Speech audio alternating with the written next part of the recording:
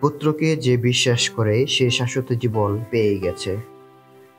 যোহন রচিত পবিত্র মঙ্গল সমাচার। ঊর্ধ্বলোক থেকে যিনি নেমে আসেন তার স্থান সবার উপরে। এই পৃথিবী থেকে যে উঠে আসে সে নিজেও পার্থিব, এবং সে যা কিছু বলে তাও পার্থিব। স্বর্গ থেকে যিনি নেমে আসেন তার স্থান সবারই উপরে।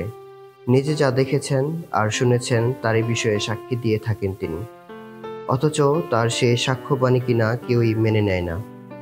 যে লোক তার সেই সাক্ষ্যবাণী মেনে নেয় তাতে সে এই কথারই সুনিশ্চিত সমর্থন জানায় যে ঈশ্বর সত্যবাদী। ঈশ্বর যাকে পাঠিয়েছেন তিনি তো স্বয়ং ঈশ্বরের বাণী সকলকে জানিয়ে দেন, কারণ ঈশ্বর অপরিমিতভাবেই পবিত্র আত্মাকে তার অন্তরে দান করে থাকেন। পরমপিতা তার পুত্রকে ভালোবাসেন, তারই হাতে তিনি সমস্ত কিছু তুলে দিয়েছেন।